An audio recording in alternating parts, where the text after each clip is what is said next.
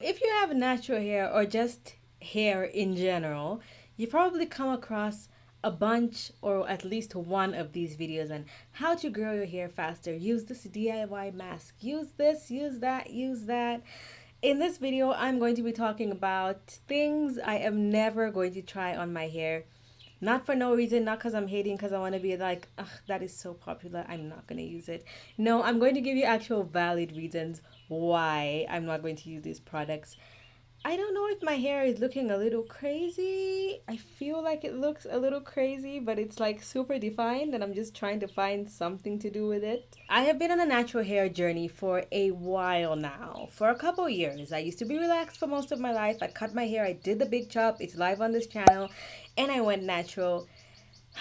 And so I have tried a lot of DIYs, and I have researched, and I know things that work and things that don't work, and I know there's certain things that I prefer to buy and certain things that I prefer to make.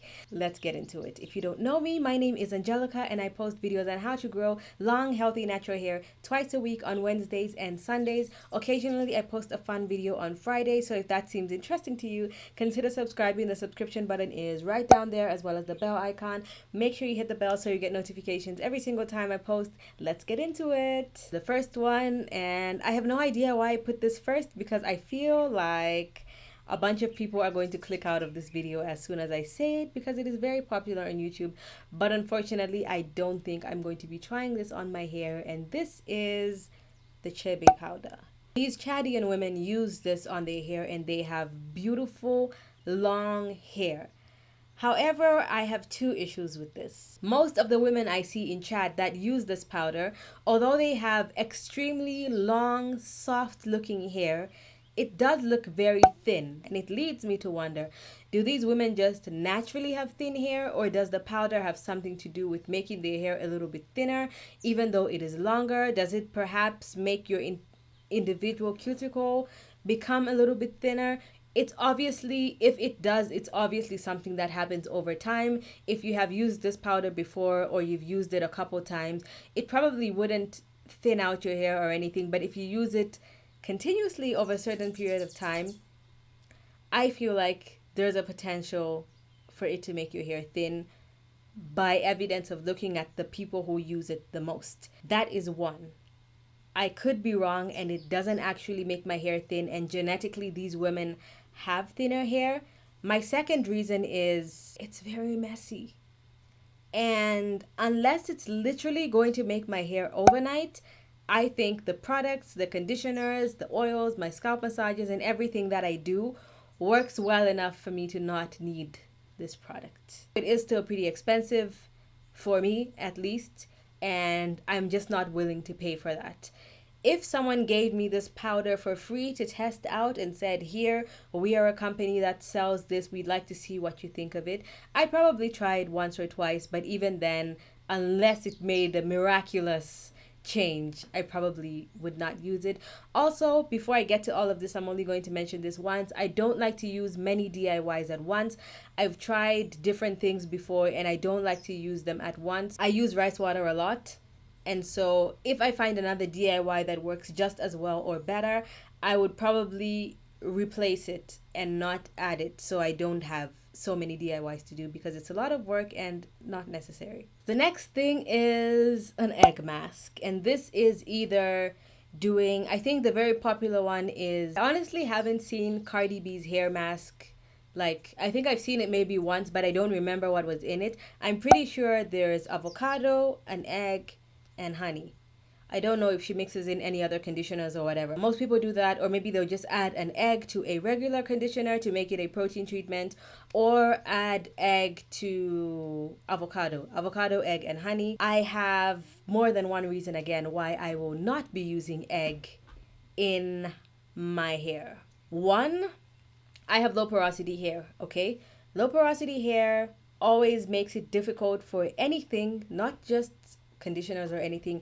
It makes it difficult for anything to penetrate your hair shaft because the shaft is so tightly closed. Okay, I think I feel a little better with the crown in. Yes, so it is difficult for anything to go into my hair shaft. If you haven't seen how long my hair is, I don't think I did it. I guess you can get an idea by the hair on the sides here. My hair is actually pretty long. The shrinkage is just very very real. If my hair needs to absorb protein, protein by the molecule is already much bigger than other things like amino acids. The protein in rice water, which is not that much, but it also has a lot of antioxidants and amino acids, which are the building blocks of protein. That goes into my hair like super quick. The proteins, individual proteins, are just too large to go into low porosity hair easily.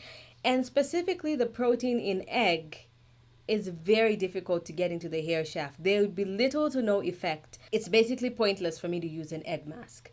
Two, I cannot stand the texture of anything that is like slimy. I don't like looking at it. I don't like touching it. And I also don't like the smell of an egg. I'm the kind of person that if you put an egg in a glass, for whatever reason, I don't know why you would put an egg in a glass, but if you did and I saw you, even if you wash the glass and it is squeaky clean and it doesn't smell like egg, like I'm gonna imagine the smell in my head. It will make me nauseous. I cannot even drink out of a glass, okay? So I do not want the egg smell or anything near me.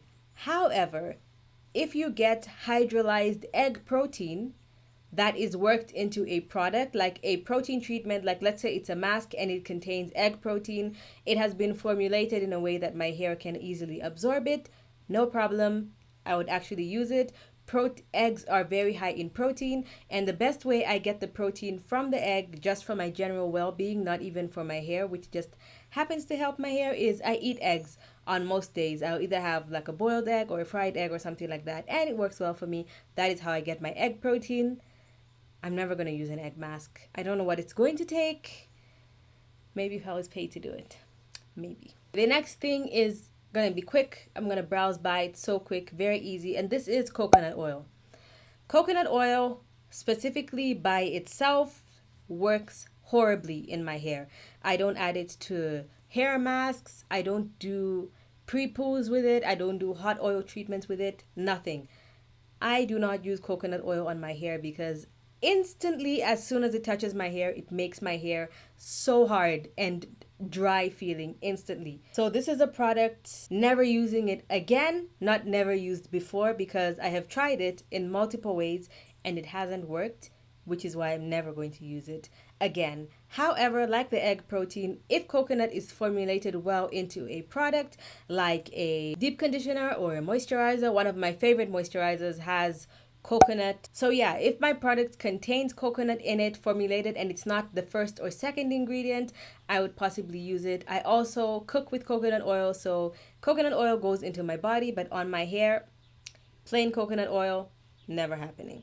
The fourth one is another one. I feel like people go hard for this as much as I go hard for rice water, so you might even be like, girl, you don't know what you're talking about. Bye. I'm clicking out of this video. And it's fine. It's fine. I understand. I don't click out of people's videos when they say they don't like rice water because I understand it doesn't work for everyone. Aloe vera. And the reason I don't like aloe vera is the same reason I would say I don't really like the egg mask, but not really. Aloe vera actually made my hair feel pretty good. I don't like to mix my natural ingredients either because you don't know how they react. I wouldn't want to mix rice water and aloe vera at the same time. I'd have to use them separately, and it didn't work better than my rice water. Also, I was a little bit allergic to it. Like, not in my hair, my scalp felt fine, but like I was itchy all over my hands, and people are like, no, if you cut it a certain way, and I tried that and it still didn't work. So if it's that difficult for me to work, I'm not interested. If I get a product like my Prepoo, the one I use from African Pride, it has aloe vera in it and it has a slightly more palatable consistency. It's like a little slimy, but I don't know how to explain it. It's not as slimy as aloe vera or egg. And like I said, I can't stand that slimy feeling, even just like cutting the aloe vera and when it's like sliding around and squeezing it through the mesh and all that kind of stuff.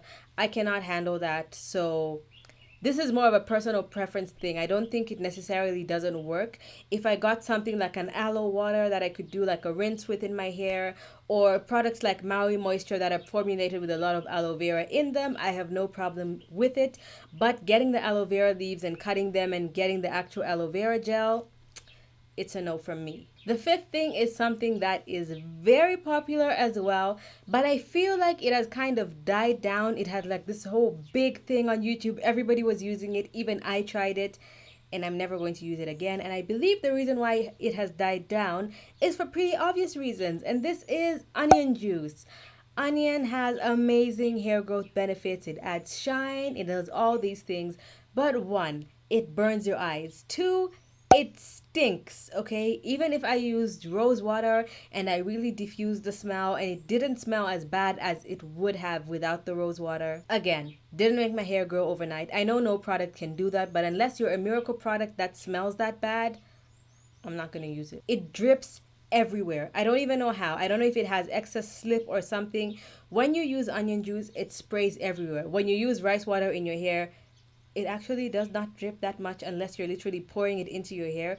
It just works fine. And actually, when it goes on your skin, it actually leaves whatever area it touches a little bit smoother than before.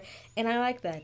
Onion juice is just not worth the stinging eyes, the smell, the drama. Okay, it's not amazing enough to use in my routine all the time, but it does have good benefits. So I would say this is the same as how I feel about the aloe vera.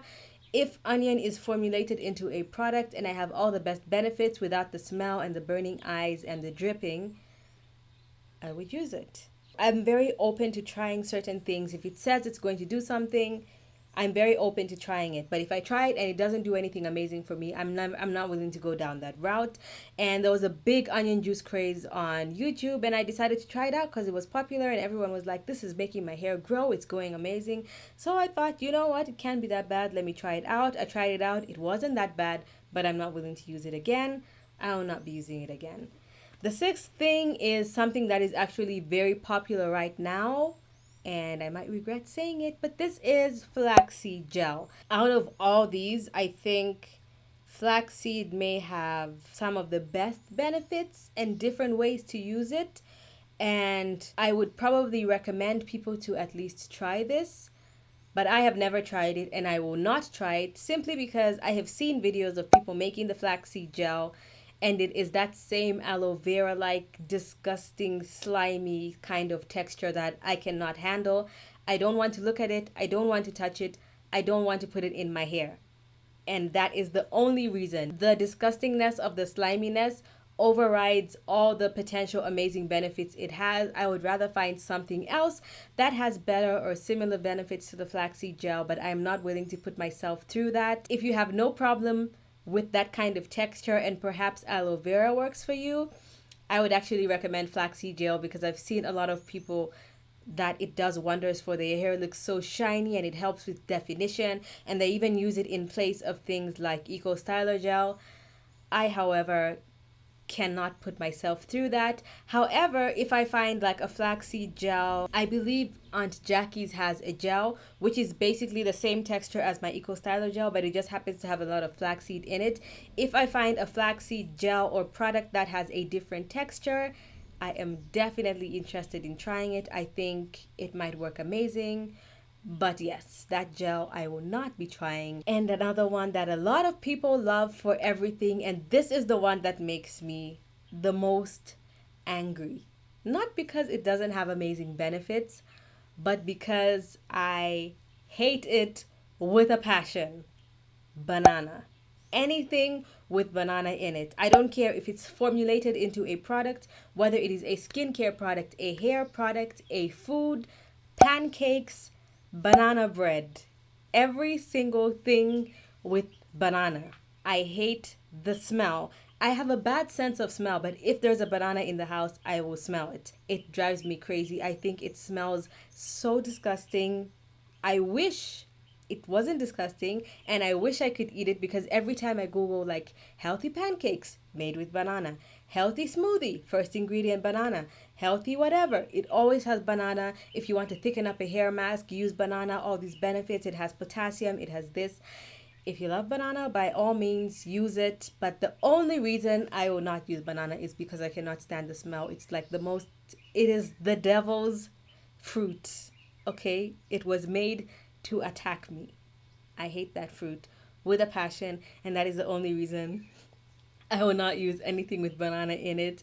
Please let me know in the comment section below if any of the things I have mentioned do not work for you, or you never use them for a good reason or a ridiculous reason like mine, or a product I have not mentioned that you never use in your hair. I would love to know, because everybody is so different and it's amazing some certain things that people might not like. So let me know in the comment section below. Hit my face there to subscribe if you didn't in the beginning. Hit my face here to subscribe to my other channel. Watch the two videos on the side of the screen right here if you'd like to see any of my older videos. Thank you so much for watching, and I'll see you guys in my next one. Bye!